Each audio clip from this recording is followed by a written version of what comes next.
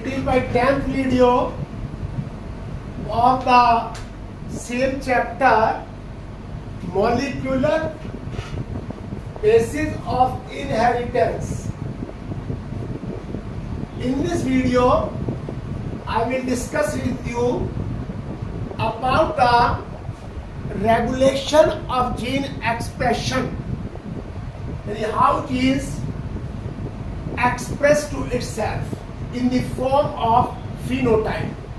जो भी जीन्स है हमारे, they all display or express in the form of phenotype. तो यहाँ देखिए, ये एक मैकेनिज्म है, gene expression in the mechanism at molecular level, by which a gene is able to express itself in the phenotype or phenotypic form. यानी कैसे एक jeans अपने को phenotype की फॉर्म में एक्सप्रेस करता है. The mechanism of gene expression involves a biochemical genetics. ये एक बायोकेमिकल जेनेटिक्स है, यानी यहाँ पर जो जीन्स है वो सर्टेन केमिकल्स प्रोड्यूस करता है in the form of proteins, और these proteins are expressed together. अब ये जो एक्सप्रेशन होता है यूकैरियोटिक सेल के अंदर देखा जाए तो ये 4 लेवल पर होता है. In eukaryotic cells the expression of genes occur at 4 level. Number 1, transcription level. Transcription level का मतलब है कि जो जीन्स है वो यहाँ पर कैसे प्राइमरी ट्रांसक्रिप्शन होता है. एक प्राइमरी ट्रांसक्रिप्शन जिसमें कि आरएनए बनता है. सेकंड, प्रोसेसिंग लेवल, जहां पर आरएनए बनने के बाद, हेट्रोजीनियस न्यूक्लियर आरएनए बनने के बाद उसकी प्रोसेसिंग होती है, वहां स्प्लाइसिंग होती है, जिससे कि उसमें से इंट्रॉन सेगमेंट जो है वो बाहर निकाल दिए जाते हैं. They are not functional. Exon are the functional one. Third है transport of messenger RNA from nucleus to cytoplasm. देखिए, जो ट्रांसक्रिप्शन होता है, जो आरएनए बनता है, वो आरएनए जो बनता है न्यूक्लियस के अंदर बनता है, और न्यूक्लियस से ये सेल है, ये इसका न्यूक्लियस है, यहाँ पर मैसेंजर आरएनए बनेगा और ये यहाँ से सेल के साइटोप्लाज्म में आ जाएगा. यानी messenger RNA move from nucleus to the cytoplasm. इसके बाद फोर्थ है ट्रांसलेशन लेवल, कि कैसे ट्रांसलेशन होता है. इन प्रोकैरियोटिक सेल के अंदर gene expression is regulated by controlling the rate of initiation of transcription. यानी कि कितनी रेट से और कितनी जल्दी वहां पर ट्रांसक्रिप्शन का इनिशिएशन हो रहा है, तो उससे कंट्रोल होता है. इन prokaryotic cells gene expression is regulated mostly at the site of transcription initiation. यानी जो रेगुलेट किया जाता है एट द साइट, जहाँ पे ट्रांसक्रिप्शनल हो रहा है, ट्रांसक्रिप्शन हो रहा है, वहां पर ये रेगुलेट होता है. एक transcription unit, the activity of RNA polymerase, जो पॉलीमरेज एंजाइम होता है, at a given promoter is regulated by interaction with accessory protein. यानी जो आरएनए पॉलीमरेज है, ये गिवन प्रमोटर पर is regulated by interaction with accessory protein, which affects the ability to recognize the site. The regulatory proteins act as an activator.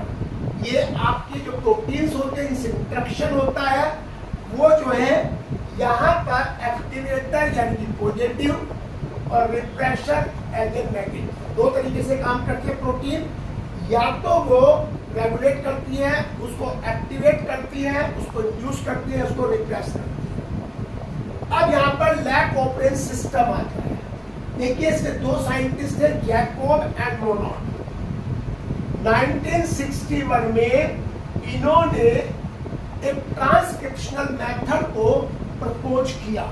Propose the concept of transcriptionally regulated system where a polycistronic structure, पॉलीस ने जो बहुत सारी peptide chain को बनाएगा, structure is regulated by common promoter and regulatory genes, यानी कि promoter और रेगुलेटरी जीन्स उसको रेगुलेट करते हैं।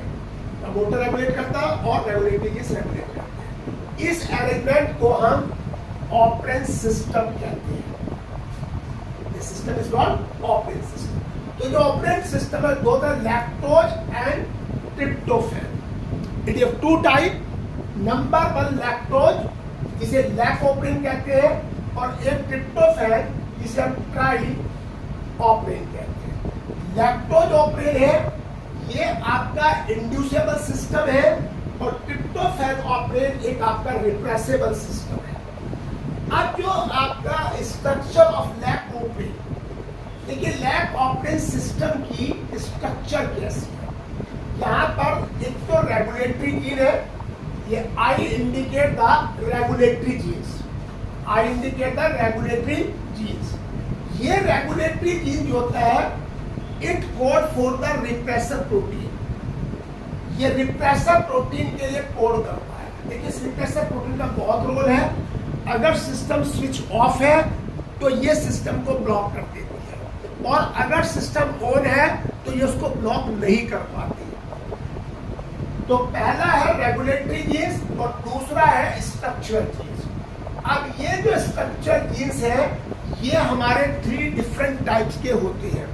They are of 3 different types. सबसे पहला है यहाँ पर जेड जीन। ये जो जेड जीन है, it code for the beta galactosidase.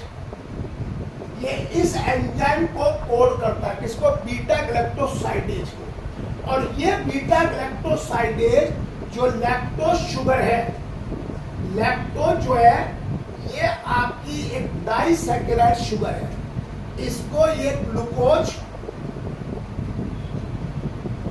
And galactose में तोड़ता है। Lactose break down to glucose and galactose. Glucose and galactose both are monosaccharide, and lactose is a disaccharide. This is the function of Z gene. Y gene permease enzyme है, ये increase the permeability of the cell। एक cell है, इस cell की permeability को बढ़ाता है। यानी permeability बढ़ाने का मतलब बीटा ग्लैक्टोसाइडेज जो होता है, beta galactosidase it enter inside the cell, ये सेल के अंदर चला जाता है। और जो ए जीन्स है, ये ट्रांस एसिटाइलेज एंजाइम को सिंथेसाइज करता है। यानी कि beta galactosidase, permease and trans acetylase enzyme are synthesized in there. अब देखिए दो चीजें होती है। पहली चीज है कि lactose is not given in the system. जिस सिस्टम में, जिस मीडियम में ई कोलाई ग्रो कर रही है, एस्टर कोलाई ग्रो कर रही है, उसमें लैक्टोज ऐड नहीं किया गया है। और जब यहाँ पे लैक्टोज ऐड नहीं किया गया है, तो ये जो रेगुलेटरी जीन्स है आई, ये रेगुलेटरी जीन्स यहाँ पर मैसेंजर आरएनए बनाता है। ये मैसेंजर आरएनए रिप्रेसर प्रोटीन को प्रोड्यूस करता है। यानी कि यहाँ पर regulatory genes synthesize the messenger RNA. This messenger RNA synthesize the repressor protein, और ये repressor protein bind to the operator। कब? जब ई कोलाई के कल्चर मीडियम में लैक्टोज शुगर प्रेजेंट नहीं है, then this system is called switch off। नहीं है लैक्टोज, तो ये स्विच ऑफ हो जाएगा with the help of repressor protein. क्योंकि लैक्टोज जो लिया जाता है that is the source of the carbon for the E coli. अगर लैक्टोज नहीं है तो glucose is use as a source of carbon. अब एक दूसरा है when lactose is added in the system, इसमें जो है यहाँ पर लैक्टोज को ऐड कर दिया गया, lactose add in the culture medium, in that culture medium जिसमें E coli is going to there. तो यहाँ पर क्या होता है कि जो मैसेंजर पॉलीमरेज एंजाइम होता है वो आकर प्रमोटर से अटैच होता है, जो आरएनए पॉलीमरेज एंजाइम है वो आकर के प्रमोटर से अटैच होता है।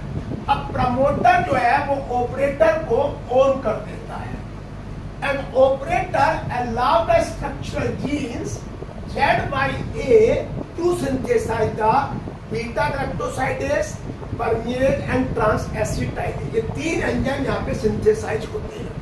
तो बीटा गैलेक्टोसाइड लैक्टोज का ब्रेक करता है ग्लूकोज एंड गैलेक्टोज में। Permease increase the permeability of the cell for lactose. तो यहाँ पर ये बन जाता है।